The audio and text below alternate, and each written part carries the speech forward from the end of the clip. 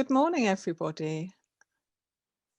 My name's Eleanor Robson, and I'm the moderator for this session on cultural heritage and state building in Iraq. As many of us here know, cultural heritage has undergone some major transformations in Iraq since 2003. There have been a lot of different actors involved in shaping Iraq's political trajectory, the national, international and regional. One of the real difficulties has been the ways in which individual groups have claimed ownership of heritage and politicized heritage in often very damaging ways, and there has been a great deal of competition for heritage. And this has meant that there has been a lot of competition for control over heritage. And what we'd like to do today in this session is think about how heritage can be a constructive, cohesive, peace-oriented part of the process of Iraq's future, how it can become more inclusive and participatory, and how it can serve the various different needs of the people of Iraq. So we've got a slightly different plan for today. We are going to hold this session on the record, and it's being recorded. There is simultaneous translation in Arabic available. So if you have the latest version of Zoom, you can see on the bottom panel on the far right, there's a button marked interpretation. If you can't see that, log out now, upload the latest version of Zoom and join us again and with interpretation. If you'd like to submit questions to our panelists, you can do that with the Q&A function in Zoom, and you can see that next to the interpretation button. And I will be monitoring that Q&A, and you can also upvote questions. So if you see that somebody else has asked a question that you're interested in, please upvote it and it will gain higher priority. We were hoping to have the Minister of Culture with us today. Unfortunately, he has an unavoidable conflict in his schedule, so we're going to do something a little bit different than planned.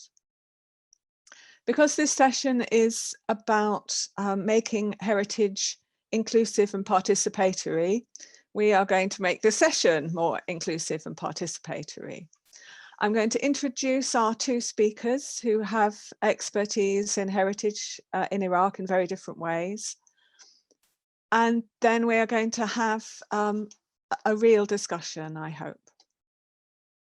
So the background to this session is that for the past 12 months, the Nahrain Network and Chatham House have been in partnership to develop policy guidance on the role of state building and heritage in Iraq and how the two can be mutually beneficial. So the Nahrain Network is funded by the UK's Arts and Humanities Research Council through the Global Challenges Research Fund. And our remit is to support collaborative, interdisciplinary research on the way that heritage can contribute to Iraq's future. One of our key focuses is that research should be led by local experts, and that local experts should have a much bigger say in the future of heritage. So we are, on the one hand, funding projects on the ground, but we're also enabling Iraqi experts to have their say and on matters of policy. And so the work we've been doing with Chatham House through big events like this and through weekly webinars that we've been running since the beginning of October have all fed into this work. And the lead on this work is Dr. Mehier Cartham, whom I'm very pleased to introduce now. So Dr. Cartham's an expert in development studies. He gained his PhD from the School of Oriental and African Studies in 2016 on the ways in which international funding agencies and civil society have interacted in Iraq since 2003. And I think particularly interesting from my point of view is the various ways in which big internationally funded projects have failed. There's been a lot of goodwill and good intention, but without a real understanding of how Iraq works in all its complexity and what people's needs actually are and how interests operate. Then a lot of this money is really wasted, essentially. So Mehier, Dr. Mehier Cartham has been our sort of lead researcher on the Nahrain network since 2017, bringing that expertise in Iraq and in development to help those of us whose expertise is in Iraq's history and heritage better understand what we're doing and how not to fail. And that has been absolutely essential. And he is most recently the co-author of a really important and helpful report for the European Union on the role of the European Union in the protection and enhancement of cultural heritage in conflict and post-conflict regions. So I'm just going to drop a link to that in the chat to give you a sense of the work he's been doing recently. The other person who's going to be starting our discussion today is an expert in a different way. Dr. Mehier Cartham has the Scientific Programs Director for the Alif Foundation, which, like the Nahrain Network, is a relatively new funder of cultural heritage projects in Iraq. But Dr. Kaminko's expertise is international and deep. She has worked before coming to Alif just a few months ago. She worked for many years as the Director of Cultural Programs at the Arcadia Fund in London. And the Arcadia Fund has supported a huge range of heritage and other projects internationally. But she's also an academic expert in Middle Eastern history. Her research focuses on the cultural intellectual history of the Middle East in the late antique and medieval periods. And she studied and taught and researched at universities across Europe and in Turkey and the United States. So I'm going to start by asking Dr. Kaminko to explain a little bit more about Alif's work with some case studies of the projects they're funding in Iraq at the moment, and perhaps to highlight the issues that sort of are top of Alif's agenda at the moment.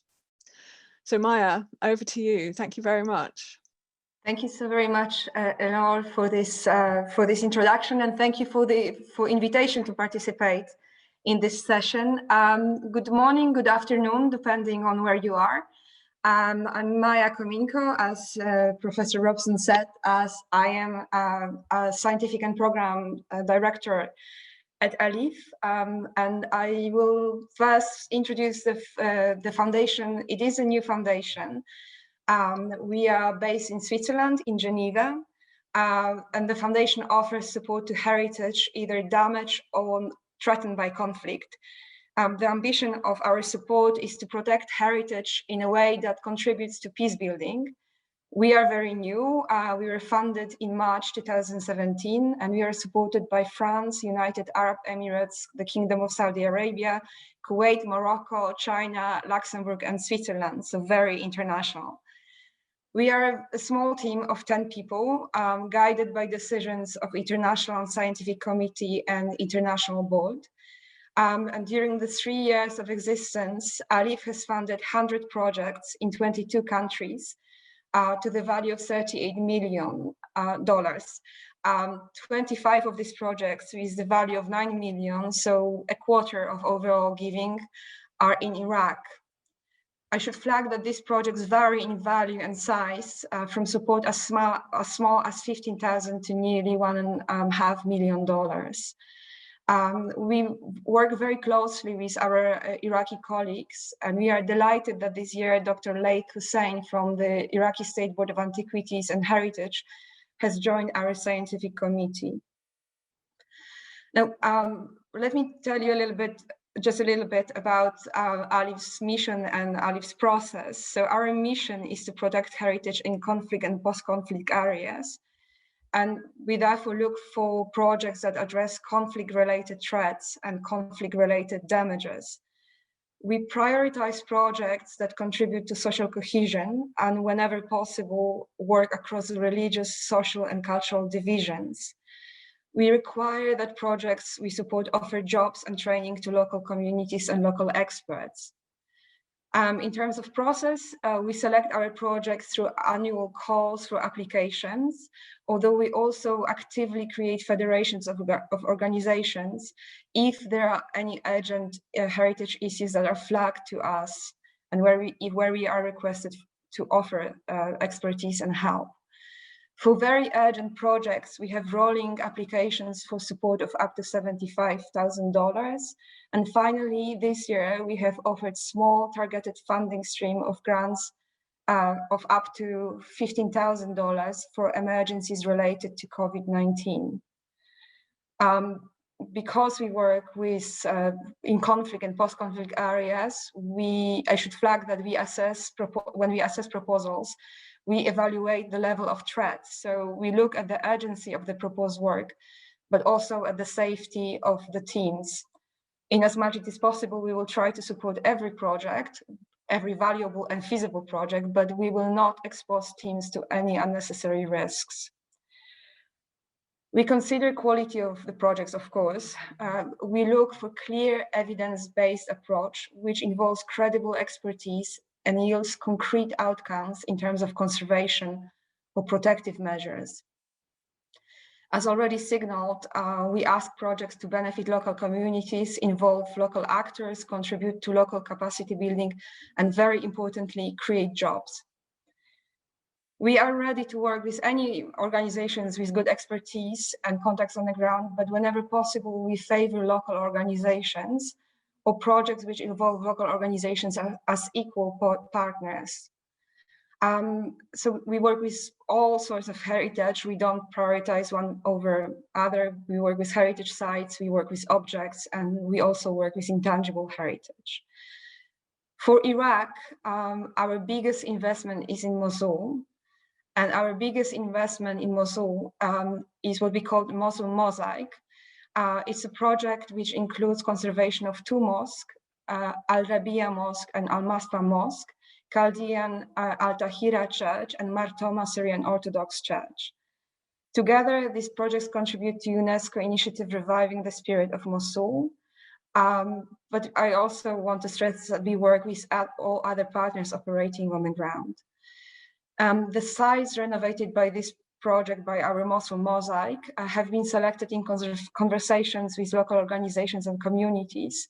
So they might not be monumental, but they are important for these communities. And the communities will be involved through the duration of the project.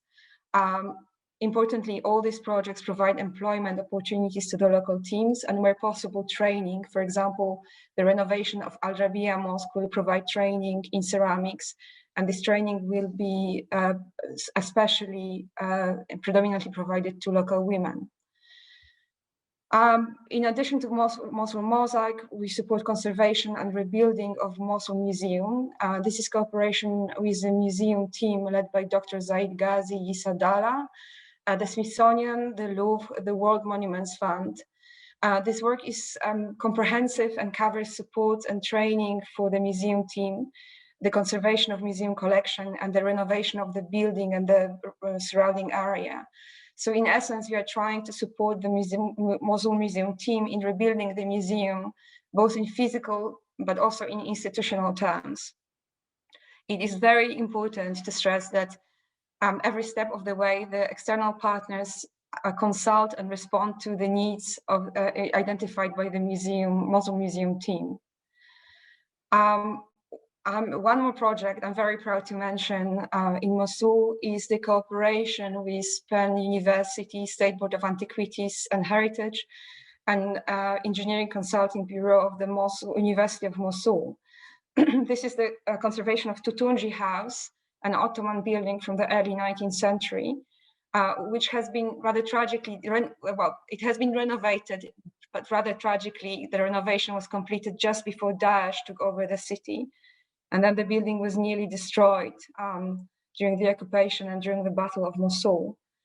So the conservation is symbolic, but also very practical, because this building belongs to the State Board of Antiquities and is designated to have a whole range of practical function, supporting the State Board of Antiquities, supporting the local heritage expert and local communities. I'm very proud to say that the renovation of Tutunji House has provided work for about 25 Iraqi workmen and specialists since it began in 2019. And I have no doubts that this contributed to the project resilience. Work has not stopped during the pandemic, although there was a problem for a short while with the materials which had to be brought into the city. And finally, I'll add one final project which just launched in the city, which is a little bit unusual for us. It is the rebuilding of Mosque Gate, which in itself is reconstruction. We'll also create a center for information on the history of Nineveh. And I'm sure you remember the destruction of Mosque Gate by Daesh, which is very highly publicized. Now this gate is the only part of Nineveh fully excavated and reconstructed by an Iraqi team, which of course contributes to its symbolic value, but it always has been a monument very visible in the city. We work again with Penn University and with Iraqi partners, and we hope that this project, which is about to launch, will give job opportunities and training opportunities for local heritage experts and local workers. I should add that outside Mosul in northern Iraq, we supported renovation of Mobnam Monastery destroyed by Daesh. This monastery belongs to the Syriac Catholic Church, so it complements the support we offer to Syriac Chaldean and Syriac Orthodox churches in Mosul. We also work with Yazidi community, supporting the rebuilding of Rashan's shrine on Mount Sinjar, but also revitalization of olive groves belonging to the community and conservation of smaller temples identified by the community. This year, we have offered support to intangible cultural heritage, both in Iraq and among Iraqi refugees in Jordan and in Germany. Finally, I will mention the support we have offered through our COVID-19 funding stream to Iraqi heritage institutions, just to help them weather the storm of the pandemic. This grant ranged from support for PPE and work safety measures during the pandemic to computer equipment that enabled the teams to work remotely, digital cameras and other equipment that help with security of sites, which unfortunately saw increase of looting during the pandemic. In some cases, we have also agreed to support salaries during the most critical time to enable local NGOs to survive the crisis. I should stress, however, that we were very careful to do so in a way that did not create dependency. So to sum up, our work in Iraq has twofold goal. We aim to preserve the heritage. We are a heritage organization, but we aim to do so in in terms of cultural diversity, and also in a way that contributes to social cohesion rather than enhances divisions between the communities. Now, of course, this is easier said than done, but so far, I think I would like to say we were successful, although of course these are early days and we do come to this with great humility. We also help to rebuild and strengthen Iraqi cultural institutions, NGOs, community organizations, because they are the custodians of this heritage. So in essence, we work towards making ourselves redundant, although we are ready to support our Iraqi colleagues, our Iraqi partners for as long as they need us. Thank you. Thank you very much, Maya. Welcome to everyone who's joined in the last few minutes, including my cat. So apologies in advance if she tries to take up too much of the screen. Some questions are coming in already. I think I will save them until Mehier has presented. So I will thank you very much, Maya. I think that was a really helpful, very practical overview of the sorts of cultural heritage projects on the ground that Alif is funding at the moment. And I hope we can then have a discussion about how that sort of fits into the sort of the bigger picture of the reconstruction of Mosul and the rest of the country. But I'm going to ask Mehier now to talk. I think he's going to talk probably from a slightly more sort of research-based and theoretical approach, and his sort of understanding of how heritage fits into Iraq's immediate present and future, and what the challenges and the opportunities are. So please, Mehier, over to you.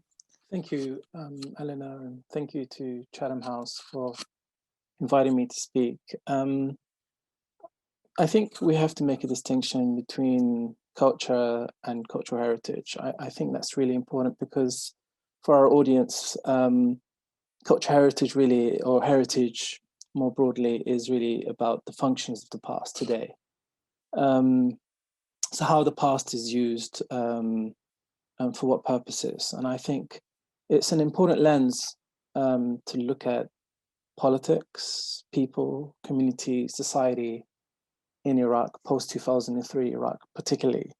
And it's also an important way in which we can look at state building.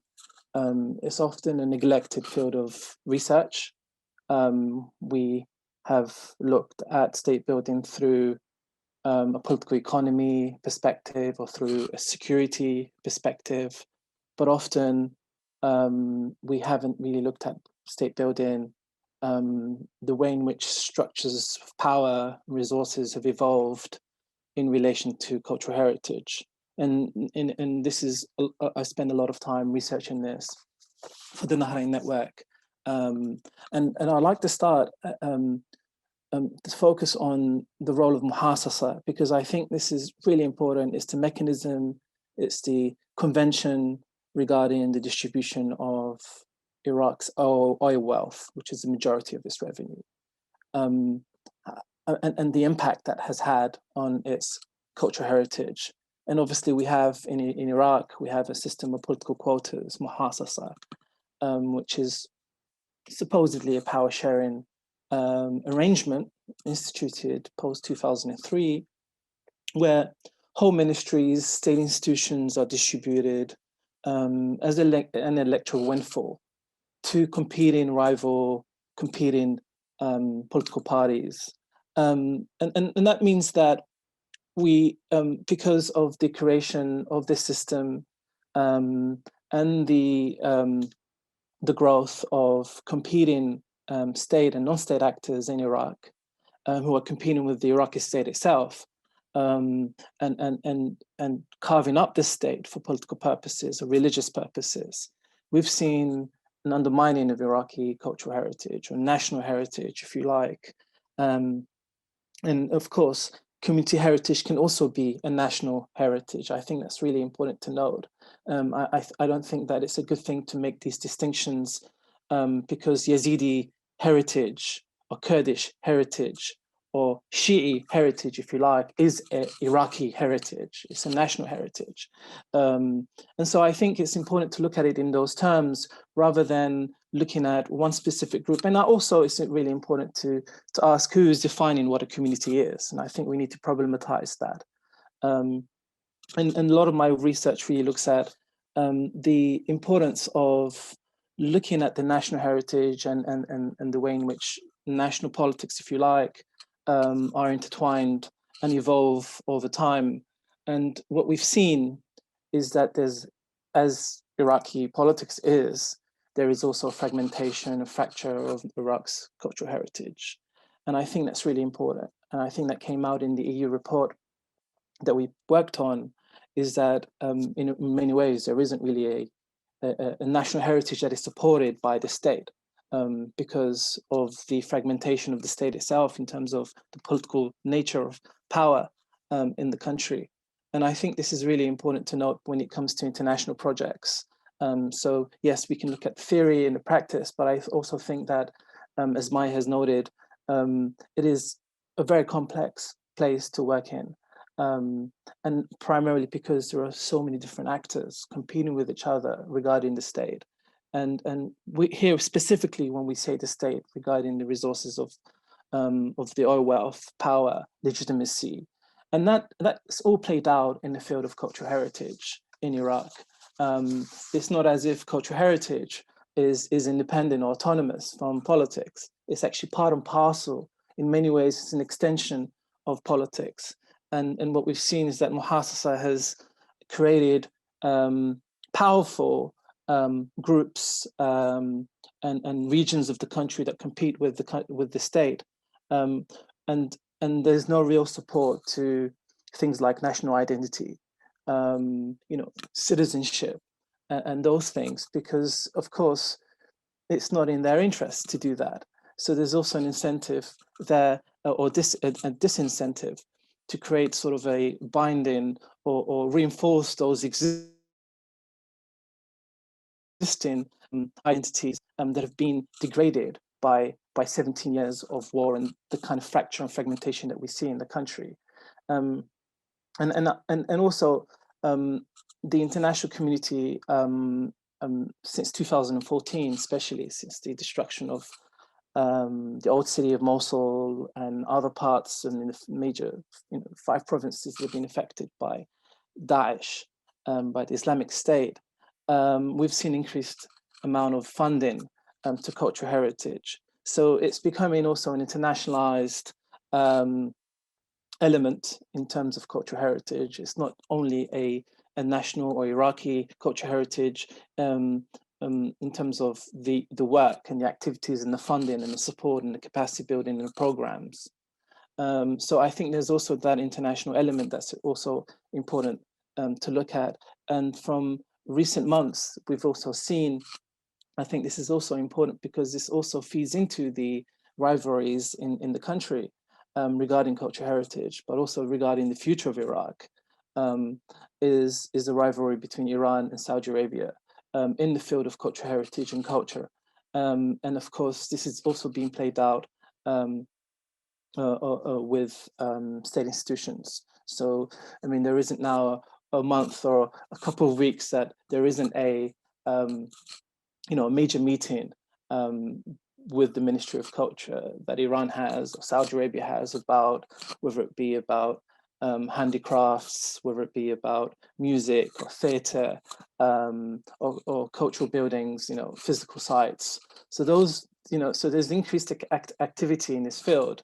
Internationally, regionally, and also in the country itself. And that needs to be put into a context. That needs to be seen in relation to the type of society that political actors are competing for. And I think cultural heritage is an important lens in which we can look at those processes or those dynamics. We have, it's a neglected field of research and also practice. And so this project and the work that we are doing, I think, helps illuminate some of those dynamics which have been sorely neglected since 2003. So you've had 2003 up to 2011, the occupation, and after that, also stability. But it's only now, really, it's only right now, in the past 2 years that we've been looking at cultural heritage seriously at this kind of level, with these kinds of institutions like Elif and the kind of funding that we've seen in the country. We didn't really see that funding since 2003. And of course, we can take answers. Thank you very much, Mehier. And thank you to everybody who's posting questions. There's some really great questions coming up. So we've seen two very different perspectives, one very focused on the practical reconstruction of built heritage. And we've seen a very useful contribution to all of the sort of international and national and local competition around heritage and how that's becoming a really sort of challenging, hot topic at the moment. So I'd like to bring these two together and I think merge two questions that have come up, which I'll put to you first, Maya. There's been a lot of focus on Mosul for understandable reasons. It's gained a lot of international attention, and the situation there has obviously been absolutely dire. How does one assess, though, the relative need of Mosul against other parts of Iraq, which have been just as badly affected by the occupation of ISIS, or just by the decades and decades of neglect and corruption and decay?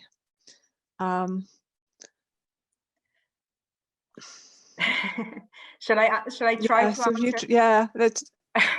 Well, thank you. I saw a question in question field, and it's a very good question. And I absolutely take your point that we have focused a lot on Mosul and generally on northern Iraq. But this is not to say that we are not planning to work in south of Iraq. This year we have a grant with Basra University. Our grant to intangible cultural heritage is on waterways in Iraq, which not only in the north but all along the rivers. But this is not really an answer. The answer is it's our third year, so give us a little bit of time. We also for our large projects, as I said, we rely on applications we receive, and we have noted that we simply have more applications. It's a little bit a circular argument because Mosul was so much on the news. Of course, there is great interest on part of various organizations, not only funding organizations, but also organizations that provide heritage support on Mosul. And we all want to help. There is a little bit less of, there are fewer actors in the south, but we are working to support, to create assistance with creating projects, with writing applications for the other part of the country. And I don't mean to say that this support focuses on Iraq. Every year ALIF is doing an assessment of areas of need, of areas of greater density of projects, and we try to have a balanced approach. But it is an exercise in patience, not because there is no goodwill, and not even because there is no funding. It's just that lots of things have to coincide to make a project feasible. And I absolutely understand that we all understand that we need to help in south of Iraq as well. We have some projects in the pipeline, just bear with us. It's happening. And it's happening in a close conversation with Iraqi partners and Iraqi institutions. As I said, I can only stress we are a new organization. We are trying to work as quickly as we can. But sometimes we can't rush things too much. We're trying to catch a balance, and this is not an answer.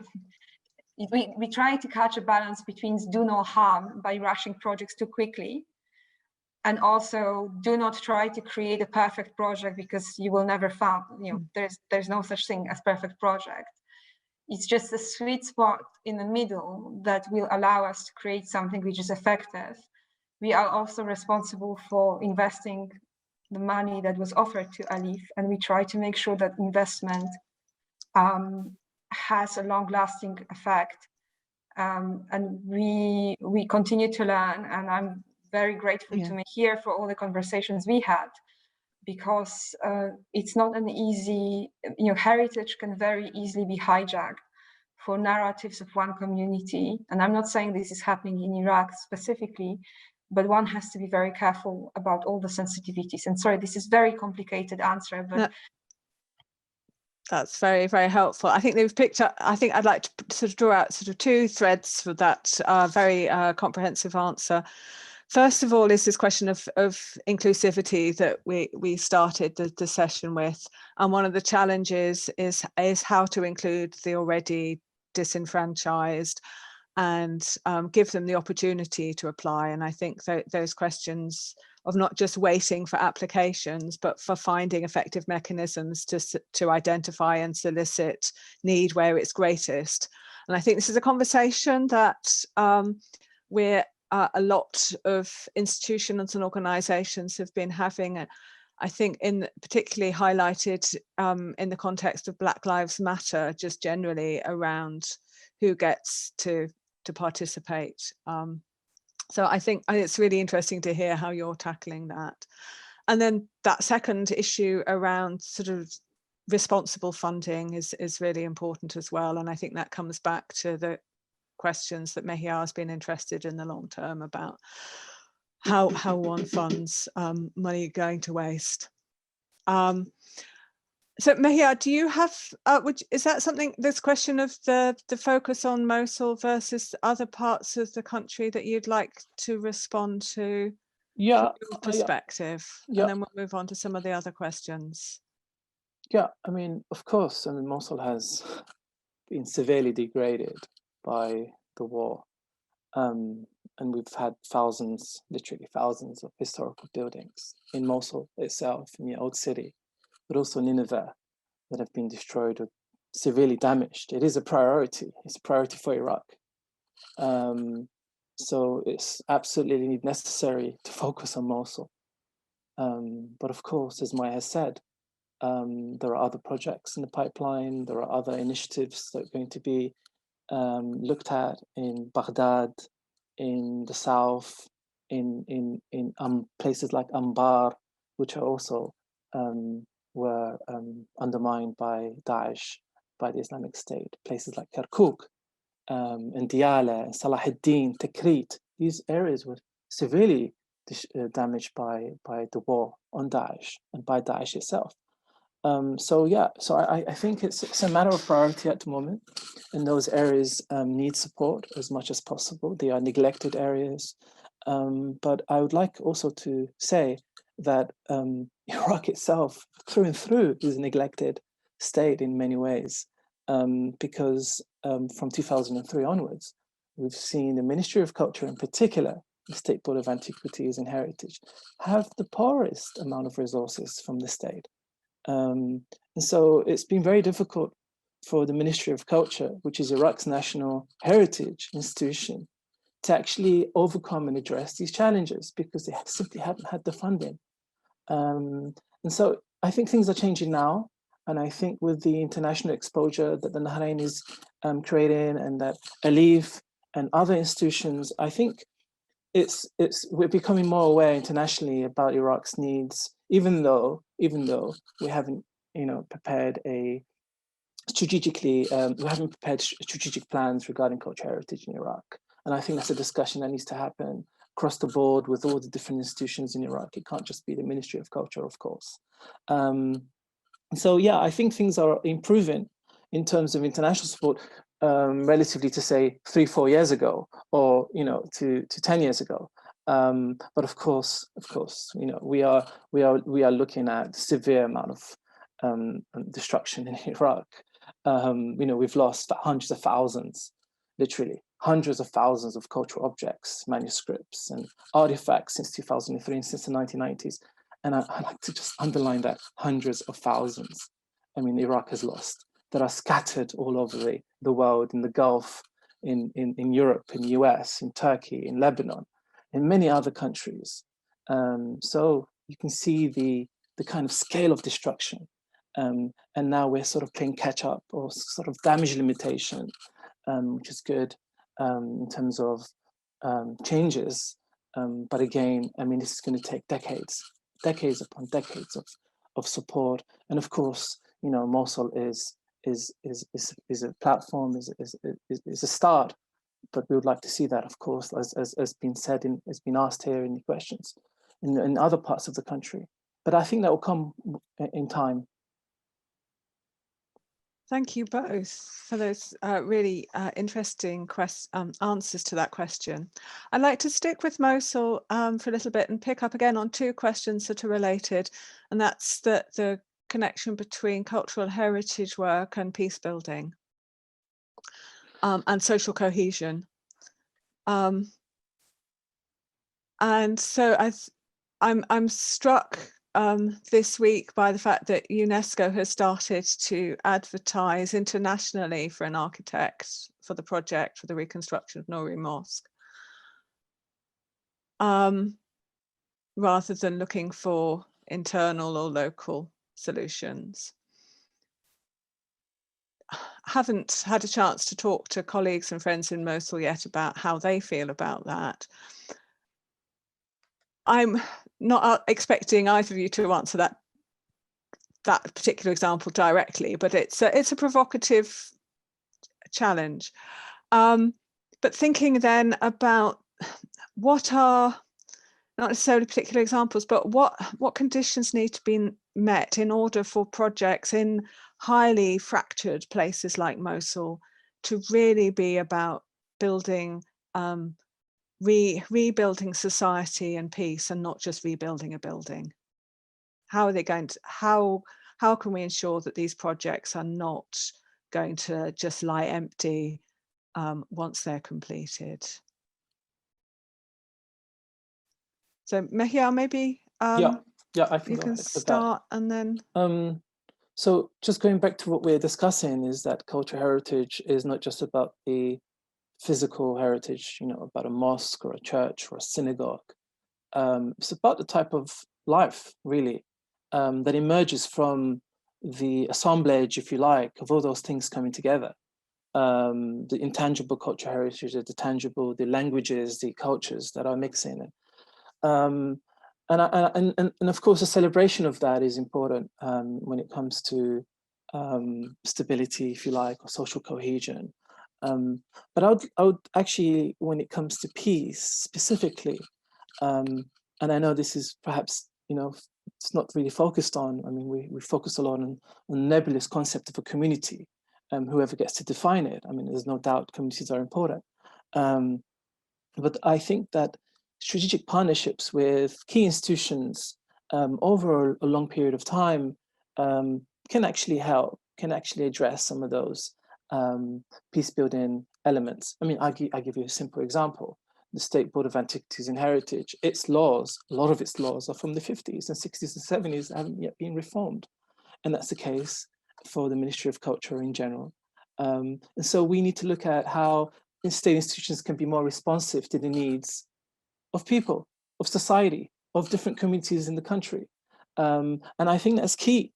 That's really key. So actually working with state institutions, of course, working with universities, working with civil society is key, and is essential, is critical for actually ensuring that those needs are addressed, and those needs are enormous. So the Ministry of Culture in particular should be a frontline ministry in the country, particularly given the importance of culture to everyday Iraqis, ordinary Iraqis. Also, I think when it comes to international community, if we can look at that, I think there are also areas that have been neglected, such as education. I think it's important that we look at education for the, and raising awareness through that about the importance of cultural heritage. And this is not just about speaking about specific figures, you know, we're historical figures, but looking at the sort of enmeshment, you know, the coming together of different cultures and the evolvement of those cultures over time and what Iraq is today. Iraq is a product, and its rich cultural history is a product of millennia. And I think we need to celebrate those things, which we don't. we don't really celebrate those things. You know, we don't know how to celebrate those things in many ways in terms of formal schooling. I think that's a key way in which we can build a semblance of peace over a long period of time, you know, over the next 2 decades, 3 decades. But we need to start now. And the immediate response obviously has been to the damage created by the war on Islamic State. But over time, I think, and as Mehier has said, that there is this increasing focus on intangible cultural heritage. And I think this is something that we need to underline when it comes to peace building and social cohesion, perhaps even more important than physical heritage. If we make those sort of rigid distinctions, though we shouldn't really, because physical buildings, if you like, sort of have you know, embody the intangible too, you know, the practices and the history. So I think we need to look at those things in terms of the sort of dynamic interaction between tangible and intangible cultural heritage when it comes to looking at peace and peace building. Thank you very much, Mehier. Mehier, would you like to respond to this? I'm also interested in a question that's just been posted that relates to this, about how to, the relative priorities between intangible and tangible heritage, and the suggestion that maybe intangible heritage is a particularly powerful way to build peace. I mean, it's so. Shall I agree. I agree, but I also, you know, most of intangible heritage is grounded in tangible objects. So, you know, for example, in crafts, in arts, in traditional boat building, as the case might be, and equally, most buildings are, you know, what makes a big building an object, a heritage object, is really the history, the intangible part of it. So it's very difficult to disassociate the two. And it's also, you know, the reality is that heritage, heritage and history, you know, the objects, really, the historical objects can be historical objects, and they can be heritage, but these two things are slightly different. So, you know, there is an objective historical value to any historical building, but there is also heritage value, importance for community, which might be less objective, but this is not to say that this is any less important. I mean, you know, I can't speak to UNESCO's decisions. You know, all these decisions are very difficult and very complex, and no doubt made on the basis of very long discussions. What I can say is that we found, for many reasons, that the only way to work in any country, but especially a country which has been so badly hurt by conflict as Iraq, especially Mosul, and generally, as Mehier said, that whole region, is to work with the community, because the last thing we want to do is to alienate them or to feel that someone took over their heritage. We try to use this. I mean, it sounds like a buzzword, and of course this is much easier said than done, but we try to use rebuilding of heritage as a part of a healing process. And what we have seen in Mosul is an incredible resilience of people who are still left there. I mean, the energy, the dedication that we see from local Statebuilding of Antiquities, but also the Mosul University and the phenomenal people that work at the Engineering Consulting Bureau in Mosul University. I mean, you know, that has guided us through many very practical problems.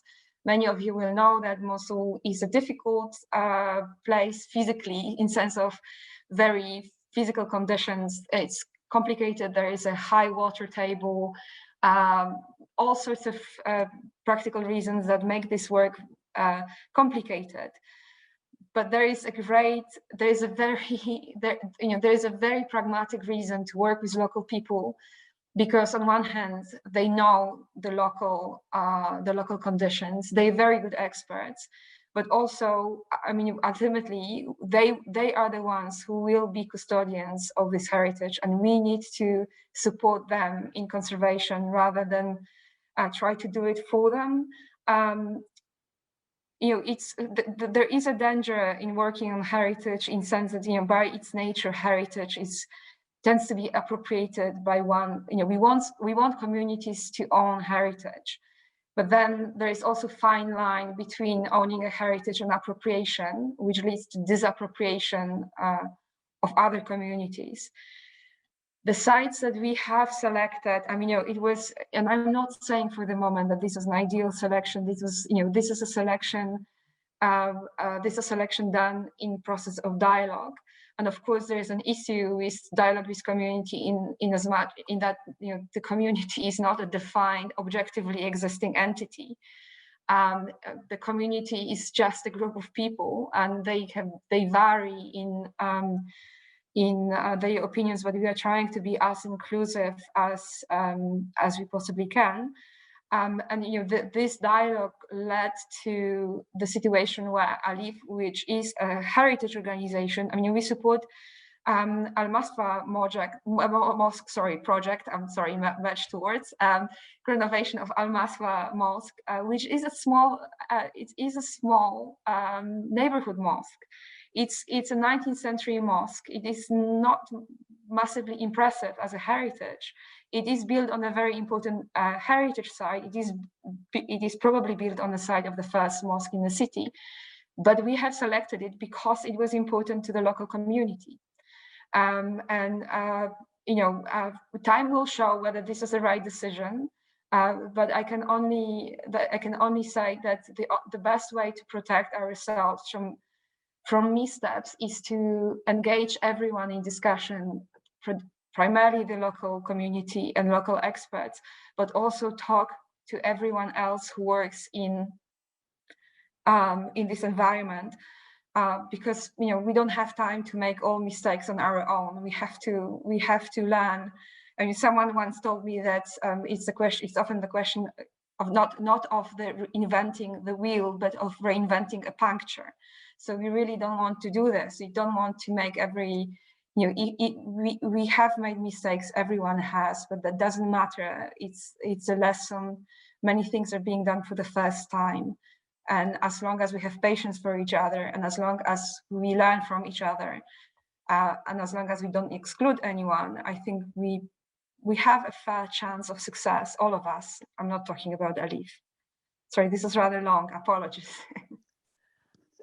It's long because it's complex, and I think both of you have very subtle and useful insights into community involvement, both just challenging what do we mean by the community. That's often tossed out by particularly international funders without really fully understanding what the community means in an abstract sense, but also who are the loudest voices, and are they necessarily representative?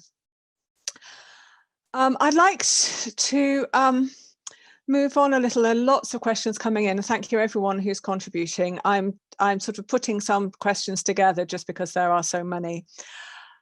I'd like to pick up on one of the first questions that was posted and open up sort of perhaps more widely into the question of international involvement that Mehier raised at the beginning, of the competing international interests. Not necessarily, there are the funders such as UNESCO and ALIF, but there are also national funders too, whether Saudi Arabia or Iran or the European Union or Britain. So this question is, to what extent are these competing national agendas a danger to Iraqi cultural heritage? And how can the state itself be clear about setting its own agenda and priorities and strategies when there are so many voices shouting in its metaphorical ear about setting priorities?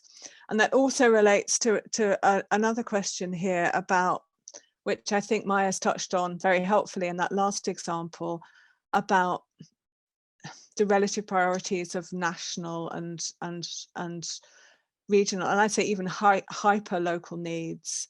The high value of on the face of it, not amazing 19th century mosque to a group of people who live in it, in and around it and worship in it. You know, how on earth can a really underfunded Ministry of Culture decide for itself what the priorities are and work with international funders to operationalize it in the midst of all of this great shouting match?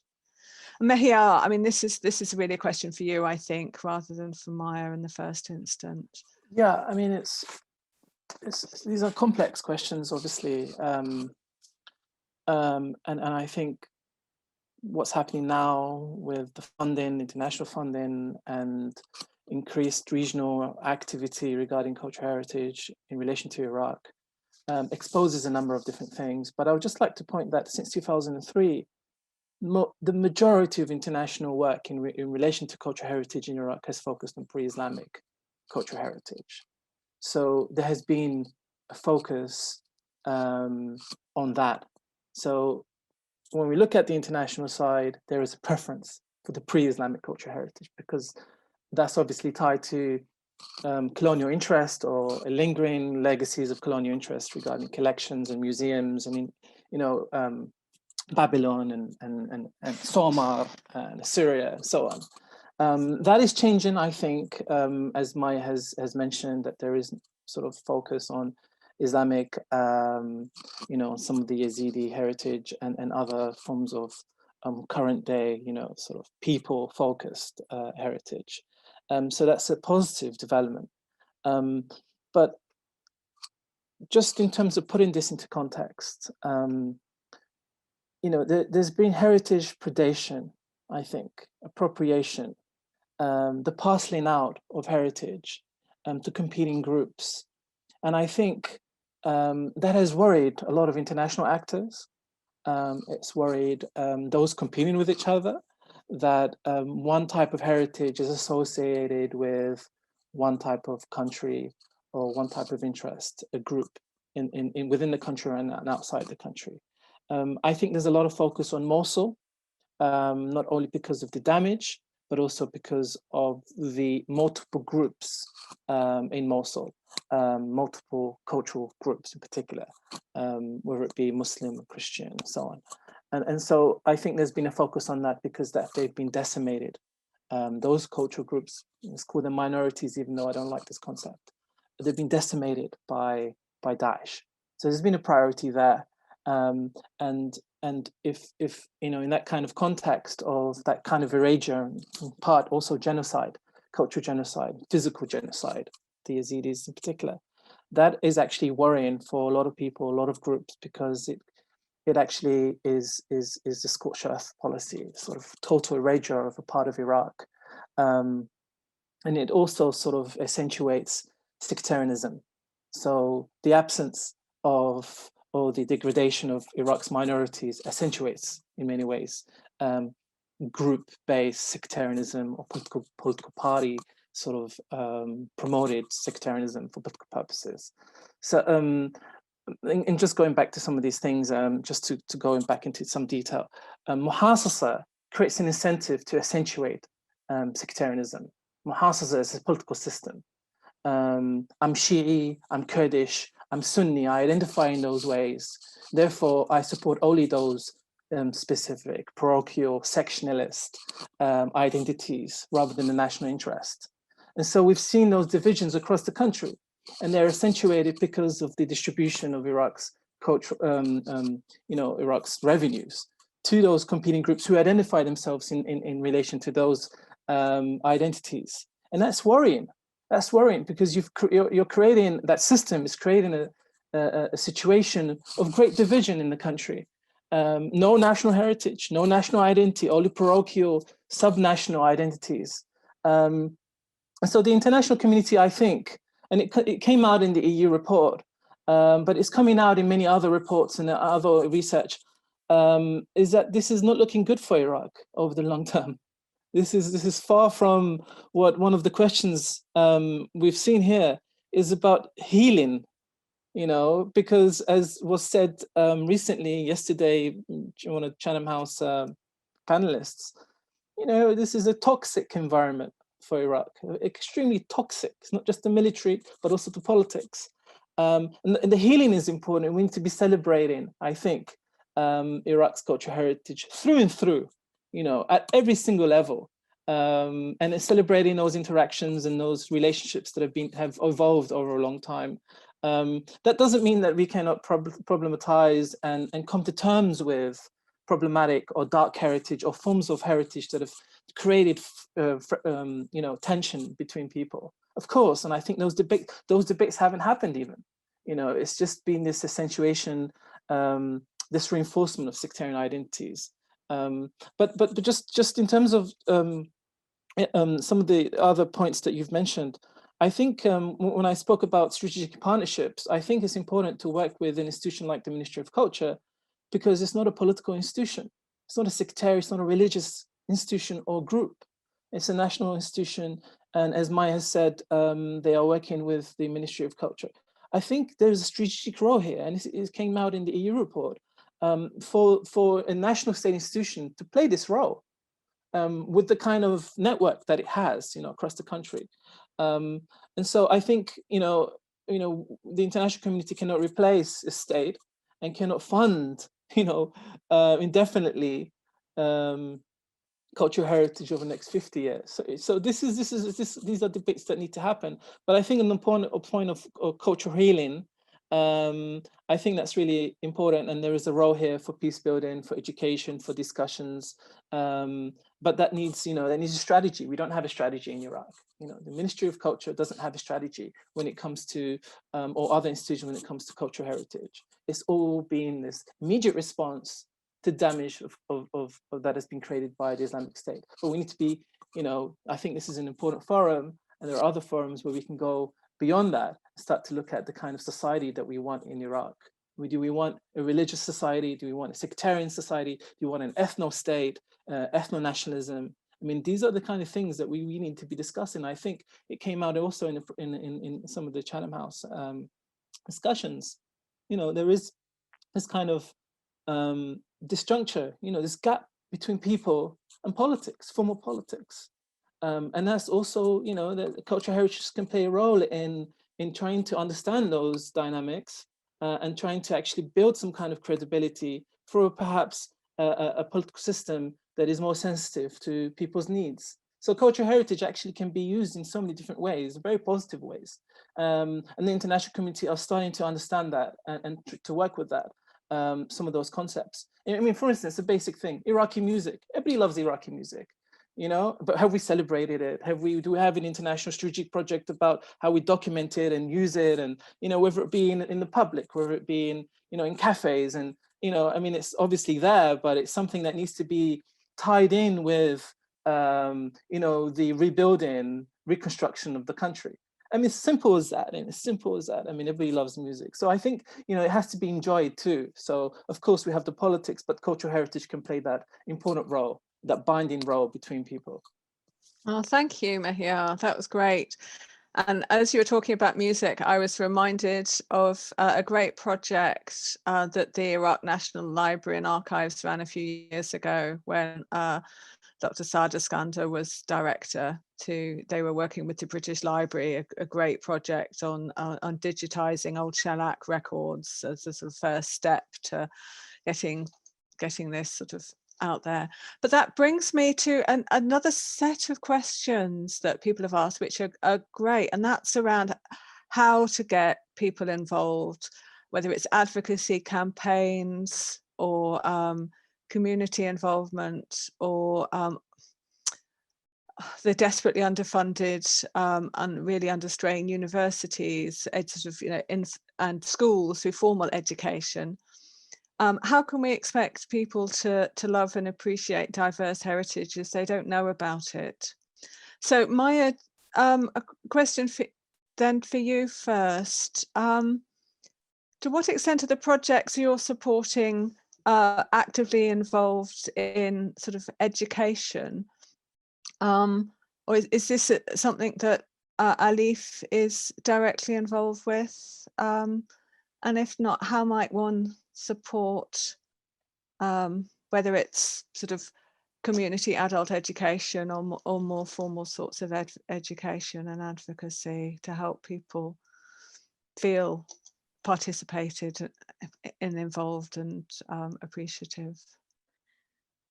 So, well, it's a great question, not very easy to answer, because I think it's, I don't think that there will be necessarily one answer that fits all projects. We do work with universities, and I saw a very good question about, which is, I think, which you have combined into the broader question that you have asked. We have just offered grants to University of Basra, which is supporting they work with students of archaeology. But in this project, as with any ALIF project, we hope that there is a practical outcome, in this case, management plan for heritage site, but in the process, the students will get an opportunity to have an on-the-job training with documentation and identifying the needs for protection of sites, identifying the risks, identifying the most urgent threats. So absolutely, we hope to develop our work with universities in Iraq. But in practical terms, any project that we fund, and not only in Iraq, has several elements. One is the conservation or protective measures. The other one is on-the-job training for university students, young practitioners, and not only young heritage practitioners, but we also ask projects to create an element of awareness raising, simply to make the communities aware, communities around the sites aware of the history of the sites and of what the project will do. And this is essential, just because if anyone anywhere, not only in Iraq, not only in the Middle East, if there is work happening in our neighborhoods, we would like to know what it is about, especially if this is about a building or a site that we in some way emotionally relate to. But we also ask projects to create either, in your local campaigns, talk to communities, community engagement activities, but also use Twitter, use social media, create either a Facebook or a website page where people can not only find information about the project, but also interact in some way. So if there is a question they might have about the project, or if they want to find out more, there is a way of doing so. And often this feedback might lead to new community activity that the project creates. So our projects in Iraq are young. They are still finding their feet in terms of community engagement and in terms of awareness raising, but we absolutely understand the need to do that, and it is always a part of our projects. Super, thank you, Maya. And Mehier, would you like to respond to this question of perhaps relating, thinking more about universities and schools and formal education? I think Maya's addressed the community involvement very well. Yeah, I think in a situation of the kind of political fragmentation that we have in Iraq, I think universities can play, and often increasingly do play, a key role in cultural heritage. I mean, there's this desire, interest from across the university system in the country, including in the Kurdistan region of Iraq, for engagement in cultural heritage, from students, but also from academics. And I think in that kind of, in a kind of sort of post-2003 situation of this kind of degradation that we've experienced, universities can be a critical layer of support regarding culture, in regards to cultural heritage, in regards to monitoring, support, capacity building, raising awareness. And of course, I mean, we as Nahrain Network, we work with Iraqi universities, we support Iraqi academics, and we've realized, significant wealth of interest, of activity and engagement from the Iraqi university system. So I think there's a lot there when it comes to cultural heritage, significant amount. And I think in many ways, universities can be seen as a civil society kind of activity or body of work, because they engage and increasingly are engaging with society. I mean, obviously, the far majority of universities in Iraq are still stuck in many ways in the 70s, let's be honest, right? Whether it be the curricula, whether it be practices. But when it comes to cultural heritage, I do see there's increased activity. And I think that's been instigated in many ways by international funding. So the international funding has strategically been very smart and working with Iraqi universities and College of Archaeology, for instance, in one of the universities, whether it be in Qadisiyah or in Mosul or in Baghdad. And those people are becoming increasingly more active, because money, I think, international money is not just financial support, but it's also encouragement, it's recognition in many ways for Iraqi academics to start engaging in the world around them, because they've been so isolated, and of course they haven't been funded properly by the state. So I think there's an important role here for universities. Of course, civil society is really important, and we have to understand what exactly do we mean by civil society.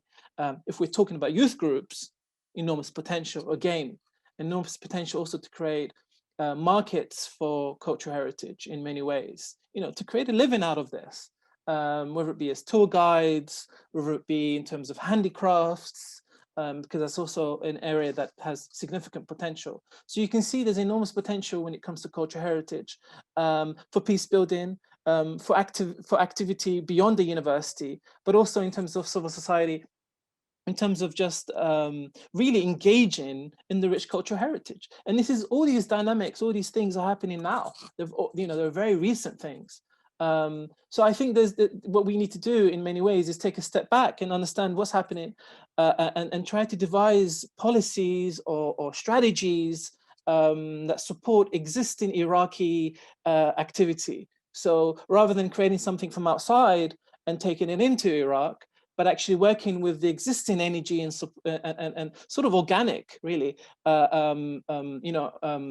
mobilization of resources and people regarding cultural heritage.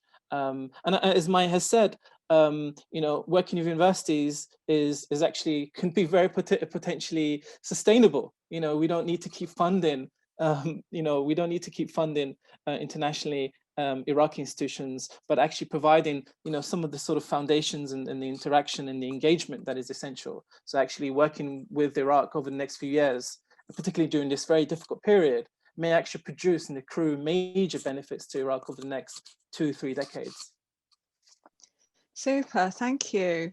So Mehier and Mehier, you've both talked in different ways about skills and employability that emerge from cultural heritage, whether they're more academic ones, such as Mehier's touched on just now, or Mehier, you talked in the context of the Mosul projects about very practical skills that your projects are delivering.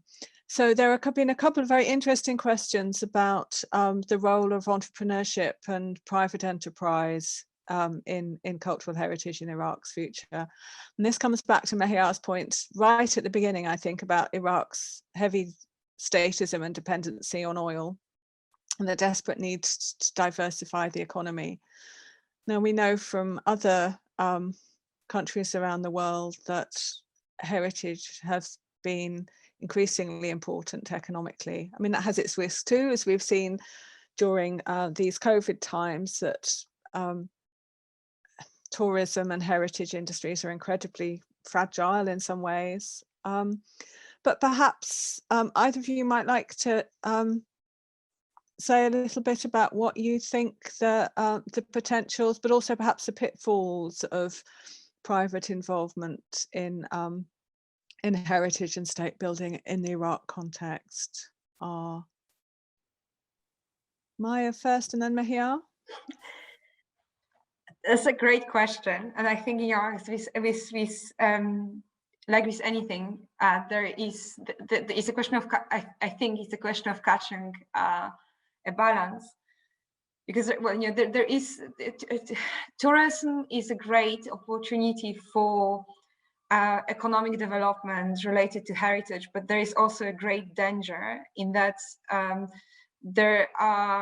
we have seen around the world many instances of heritage being altered either physically, or the narratives being greatly simplified to cater to tourism, which on the whole is not the greatest thing to do. It often might lead to disenfranchising of communities living around the sites, which suddenly start to bring huge revenues. But this, you know, this is not to say that tourism is a bad thing. It's just, it has to be approached cautiously as anything. I think that there are examples of great entrepreneurial initiatives around the world using heritage skills. And, you know, for example, traditional crafts, and I don't mean to say using traditional crafts necessarily in very traditional form, but what traditional crafts essentially are, they're a form of design. So, you know, there are great examples of projects which provide modern designs using traditional arts and crafts, which also happen to often be far more sustainable and environmentally friendly than anything that than much of what modern design produces. So there are a lot of wonderful opportunities. There are also opportunities of doing things in an environmentally friendly way. I'm sorry to look back to Alif projects, but we are very proud of them. The project we support with Safina, we are, well, is building on traditional ecological knowledge for boat building, which of course, you know, could be used in tourism, and among other things could be used for transportation. Really could be used for anything. But the point is that these boats are much more sustainable and environmentally friendly than anything that modern world can produce. They also very often cheaper to build. So there are ways of looking at it, but one has to be creative and entrepreneurial. I think that we have seen quite a bit of that in Iraq already, with the skills learned from the projects, not necessarily our projects, but with the skills learned in heritage projects supported by others as well.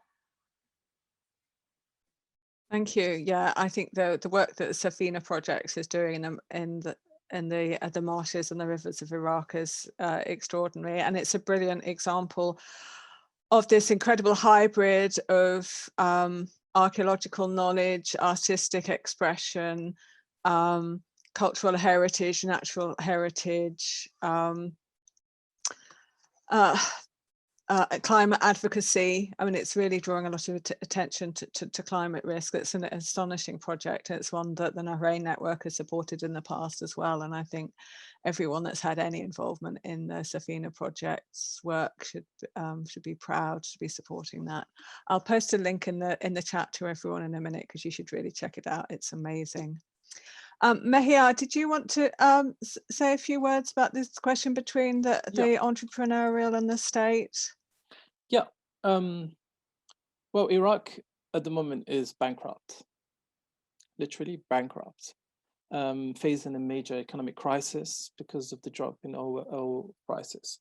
You know, we have about a million projected figure graduates every single year coming into the market. Entrepreneurship is not going to solve that problem. It is important, and it will help a lot of people.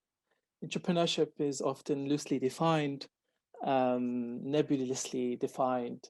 You know, it's basically individuals who engage in the market, you know, for profit, to gain economically, financially. So I think there's enormous room, and the international, particularly European and the US organizations and donors are funding entrepreneurship, entrepreneurial projects in the field of culture and heritage. But again, that's not the solution. It's not the solution to Iraq's problems, but it is an important component of Iraq's reconstruction because it provides the confidence to work outside the state. Even though the far majority of those graduates, those million graduates that are coming into the market every year, want to be protected by the state. They want that life employment from the state. And so we need to create, the country needs to create incentives. And those incentives, those incentive structures are not in place at the moment. It's more attractive to be applying and working for the state, even on a minimal salary, because you're assured of a pension and that monthly income from the state, than to work in the private sector. And the private sector is an exploitative private sector in Iraq because it's not a regulated private sector. We need an effective state to regulate international companies, to regulate this kind of business activity, to create an enabling environment for the growth of entrepreneurship. I do think, however, that with increased support internationally to this field of activity, that may have some positive repercussions and impact on the state itself. There may be a demand for this kind of enabling environment. And I think with the white paper that might be coming out, some people are thinking about that. But I do think that there's a fear, there's a real fear that things will be privatized across the board in Iraq, which I think is very, very dangerous. In my opinion, because it's all been a response to this immediate crisis rather than in relation to Iraqi, economic development and so forth. But just going back, I do think there's enormous room and still room to provide support to Iraqi entrepreneurs in the field of culture. But it's not just in the field of culture that the support is, it's just in general. And to start thinking outside the state, to think without that sort of statist kind of lingering, perception that that I can, everything around my life is about the protection afforded by the state. But again, we're talking about major reforms that are needed. And so what we are seeing at the moment is that there is this international support, but the reforms are not coming from the Iraqi state itself. So there's support in terms of entrepreneurship and some funding schemes, but the real support from the state in terms of laws, enabling environment are not coming. So you have that sort of friction. But I think over time those things will change positively for the best. But I do think that when it comes to cultural heritage, it should be, for the time being at least, for the next foreseeable 2 or 3 decades, should not be privatized at all. It should be used and utilized for social cohesion rather than for private operators. We can't privatize Babylon. It doesn't make sense to privatize Babylon, because that itself will require tens and tens and tens of millions of dollars that only the state can provide, whether it be in terms of conservation, for instance, or in terms of the infrastructure. So I think it's really important to look at cultural heritage as this kind of strategically oriented or positioned resource that is potentially an alternative to oil for the state itself.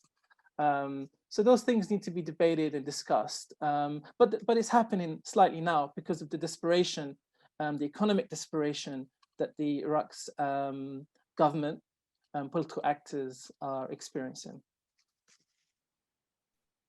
Thank you both. That's a tough one. They're all tough ones, but Mehier, thank you for putting us into that very sort of realist financial perspective. So that brings me to what might be our last question, and it's a question from me rather than anyone else. This is chair's privilege. We are, obviously, Iraq is in very desperate financial straits at the moment, but we're also, as a world, dealing with increasingly desperate climate emergency, plus the COVID pandemic. Are there any ways in which you think the present moment is bringing unexpected beneficial opportunities, or is it all doom and gloom? What are the glimmers of hope? Can we end on a positive note, do you think, without being too blasé about it? What are the things that we should be hanging on to right now and making more of?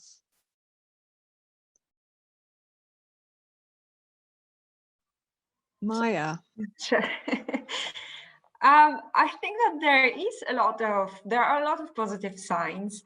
I think that what we have noticed is that the COVID pandemic and the fact that the travel for a while was almost impossible has led to an increased confidence of local organizations who discover that they can do things without over-reliance of international experts.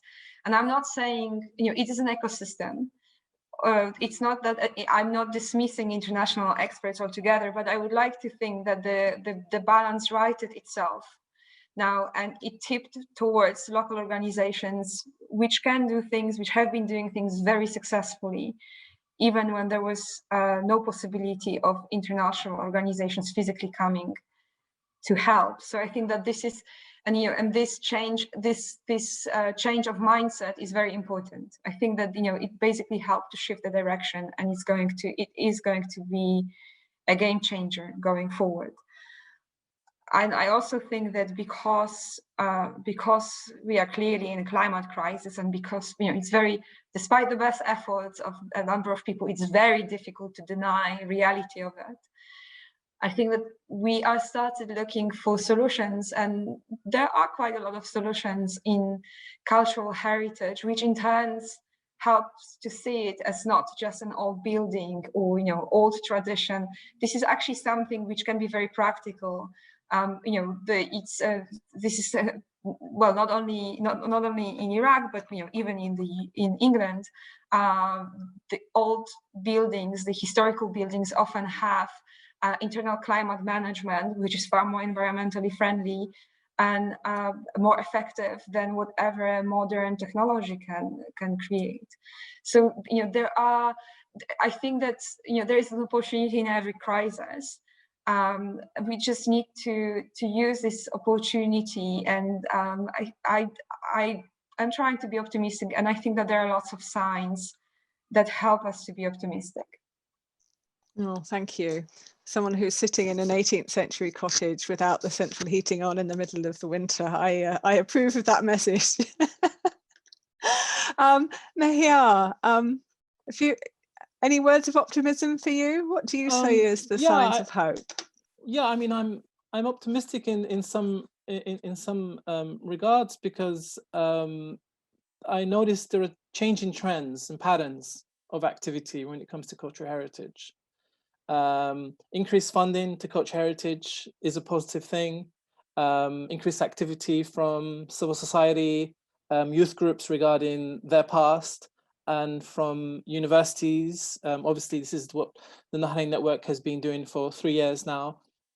And of course, I think there's a more recognition of the political nature of cultural heritage. And I think that's an important starting point when it comes to understanding how cultural heritage has been used, instrumentalized by competing political actors. So that awareness is really important when it comes to understanding where we are now, and in reference to devising effective policies to address that kind of fragmentation. So yes, we may not be able to solve Iraq's problems, but I think that cognizance, right, that kind of understanding, awareness about Iraq's cultural heritage, and for international institutions to devise policies that are oriented towards Iraq's needs, rather than what Western, or particularly US European institutions think Iraq needs. I think there's been that gap, hopefully. And I've seen it, but hopefully is closing more rapidly than before. Some international institutions were funding programs that were totally irrelevant to Iraq, but relevant to international museums, for instance, but they weren't really relevant to Iraq's needs. And I think we're starting to understand what Iraq's needs are. But I also think that there needs to be needs assessments of Iraq's needs, and I providing support to Iraq's manuscripts, thousands of manuscripts that need to be supported in the Iraq Museum and in other institutions, or the Iraq Museum itself, whether it be in terms of storage, whether it be in terms of displays. I think there's a role also for here that is becoming more apparent is the role of interpretation. How can we as an international community support cultural heritage as a apolitical space, a resource for everyone, and that essentially is about interpretation. So those are positive things, positive trends. I'm hopeful that increased activity from Iraq, organically from Iraq, can actually help sort of move from this sort of devastating recent history that we've had into the celebration, the prizing of cultural heritage as a national resource. Those are, I think, yeah. Thank you. We need to wrap up now. I mean, we could go on all day. There's so much to say, and you have both been such fantastic, thoughtful contributors, and I think your very different perspectives and expertise have been really complementary to each other. But I think that fundamental question of how can international organizations be allies to Iraq and its cultural heritage, and to support Iraq's strategic needs and help it set its strategic needs is going to be the key question of the coming years. So I just want to wrap up by thanking everybody who's participated, everyone who has asked questions. I've tried to get through as many as possible, but there have been so many, I couldn't do justice to all of them. So forgive me for smooshing some of them together. The conversation can continue. Please continue to use although this Zoom session is going to end very shortly, do continue the conversation, use the chat and the networking functions in the Conference Plus platform. I've seen my phone's been buzzing with lots of Twitter activity. We will keep the conversation going on Twitter as well. So we're going to close down now with a big thank you to Maya and Mehier for such stimulating and realistic, but also optimistic end to that discussion. And then the next session for the conference will start at 1:30 GMT, 4:30 Iraq time. I will be on securing justice and the rule of law in Iraq. Thank you very much indeed. To everybody, it's been a fascinating 90 minutes. Thank you very much. Thank you very much.